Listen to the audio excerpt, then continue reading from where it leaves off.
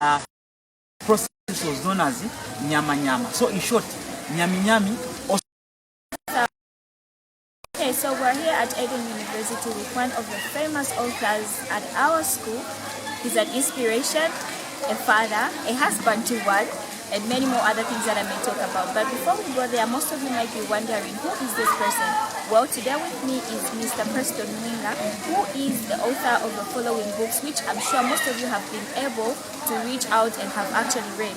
Author of Pain, Tortured Hearts, Wrath of the Gods, etc., and our current, which is the Nyami Nyami. And today I'm privileged to interview him on his book, the Nyami Nyami. But before then, I'm sure you might be interested to know more about this man. So please join me as we welcome Mr. Preston. Mr. Preston. Thank you so much. Okay, so Mr. Preston, first of all, before we start, I would love you to tell the viewers what was the inspiration behind the book Nyami Nyami before you actually tell us about yourself. Okay, Nyami Nyami. The first thing that I actually looked at was a thing where our history has not really been preserved. Then looking at the book, the Nyami Nyami, it talks about a famous god. You know, there are a number of gods that we have, the river gods that we have around the world. We've got Zeus, and name them. As Zambians, I think we just need to be proud that we also have a god amongst us, which is Nyami Nyami. And because of that zeal to see Zambian books being documented and the story behind the Nyami Nyami, I felt like I just needed to be behind that book. Okay, so thank you so much. With that brief explanation, I'm sure I have been able to catch your attention to watch more of this video. So please don't go away. Stay tuned as he tells us more about himself. So Mr. Preston, away from the books and everything, would you please tell us a brief history about yourself? Okay. Preston is the firstborn in a family of 4 and the only guy. Preston is someone that was not born as a writer. Instead, he was somebody that kept on trying to write, but he could not manage. I got my inspiration from my kid sis, who could always write books or stories, and my father could always buy those stories. I tried writing a story, but unfortunately it was never bought. So that developed that jealousy and anger in me because none of my works could actually be bought. And that was in grade 5. So from grade 5, I only managed to write something when I was actually in grade 10. And that was poetry. Because I realized that I could not do anything with writing books. So I thought of writing a poem. And it was a perfect one. It took my school to Natas and all those nice places, and that was the beginning of my writing skills. Okay, wow, so that is very interesting. So from the brief explanation that he has given us, we are able to understand and actually get to learn to say he wasn't born as a writer but a poet. However, he got inspired. So inspiration actually takes a certain drive to one achieving their goals. Okay, so aside that, I'm sure it was interesting for you being the only guy in the family and surrounded by ladies. I'm sure sometimes you were, being made fun of, putting on ladies' wigs and all that because they wanted you to be like them. So would you please tell us, where are you from, Mr. Preston? Were you born and bred at Eden University? Okay, I'm actually born and bred to Zingalume. Okay. Yeah, the famous Zingalume where they were cutting the sets. That is where this author comes from. So I've grown up from this place, went to Lusaka High, this Barson Park School, Lusaka High, Chongwe, Lusaka High. In short, I've just been around. Okay. So he's been around. From that we get to learn. It doesn't matter where you come from or your background. Your dream is capable of taking you to higher places than you can ever imagine. So now we go back to you. Would you tell us or explain to us the title of the book? Where did this title come from? Okay, the Nyami Nyami. The title comes from the actual name of the Zambezi river god, which was known as Nyami Nyami. Nyami Nyami was known as the protector of the Tongas and the Lozis, both of Zambia and Zimbabwe.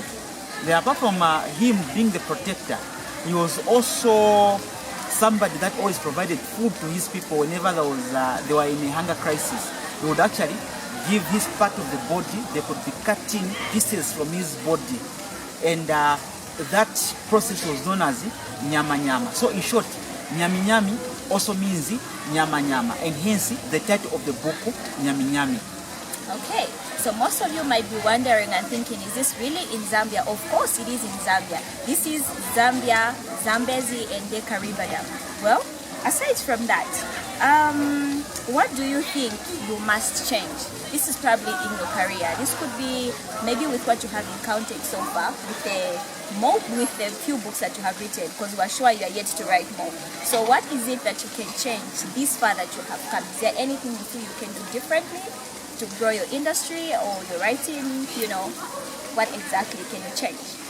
Yes, I think we now need to look at a situation whereby we'll not only have the books in print media, but they can also be put in audio and also in video format. As you are aware, we have few people reading books today, but people love entertainment. If I'm launching a book today, I'll have maybe about 100 people attending my launch. But if someone is actually launching an album, we find that there are actually 700 people and so on. So if we can put the books in audio and we just make them not to be so boring, I think that way will bring everybody on board. Okay, that is a great stand, at least to reach out to almost everyone. Yes. Since we have been told we are the people who don't like reading, which is actually a bad thing. So aside from that, Mr. Preston Menga, how has been this book on the market? How has it been? Has it given you the enthusiasm to do more? Has it depressed you?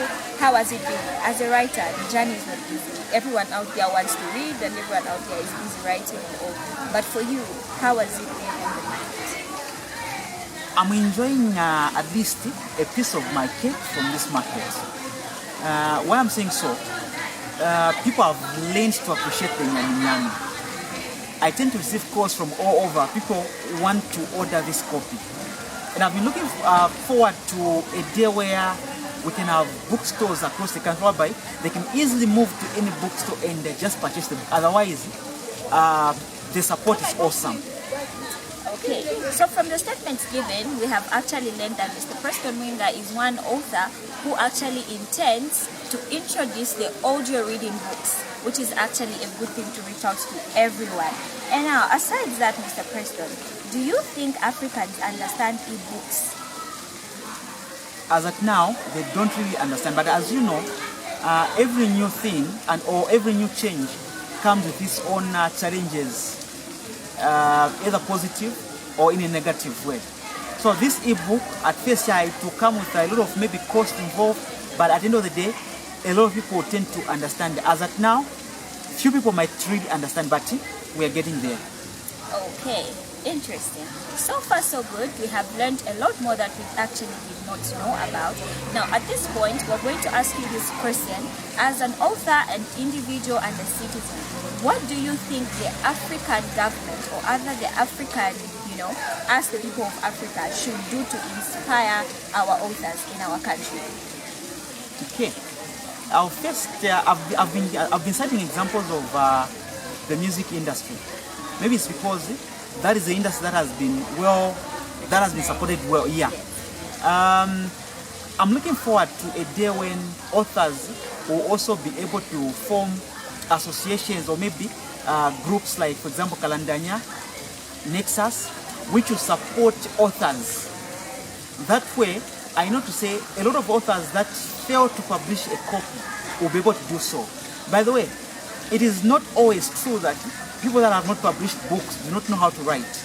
Others are actually experts, but it's just that they do not have the resources. But if the government can actually empower the writing industry, then I feel a number of authors can actually come out of their shells and come out in the open and simply say, here we are, we can actually do this as well. And we'll see that the reading culture, the literacy levels in our country will actually improve to the maximum because we're going to have support. Even the understanding of things, we're going to remove that notion of saying, if you want to hide something from a Zambian, then hide it in a book. We can challenge that if only we can promote the writing industry. Okay, so well, we have heard it for ourselves. From an enthusiastic man, inspiring, a strong, passionate man, and of course, one who is not defined by circumstance, but is always looking for a positive outcome towards everything that he does. So before I can come in with my goodbye messages, please allow me to ask him if he has anything to leave with you viewers even before we end this shoot. Thank you. To the viewers out there, I'd love to thank you for the support that you've actually given me this far. The journey has not been easy. From the publishing of the first novel, Wrath of the Gods, you supported me. When we published the Myron Brothers, you still supported me and you're still supporting me. We did the Tortured Heart. The first consignment was done within the shortest period of time. We did Pen with the other colleagues. The support has been awesome. And this time around we're having the Nyami Nyami.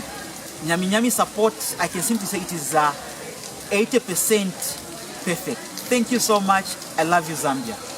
Well, we have heard it. What do you learn from this? Of course, keep on supporting. But remember, this is a man who did not grow up from the States, or maybe Woodlands or any big places that you might think of in Zambia. He grew up from Zingaloni. Most of you might have known the place. Inspired by his little sister, not because he was born with a passion to write, but he learned, he was inspired. Not because he was born a writer, but his passion drove him to be the person he is. Today we testify of his greatness through his writing, and of course we are yet to testify more because he's not stopping here. So please keep on supporting the local team. He's a great writer. I'm a person who's read most of his novels. Trust me, they are not based on fiction.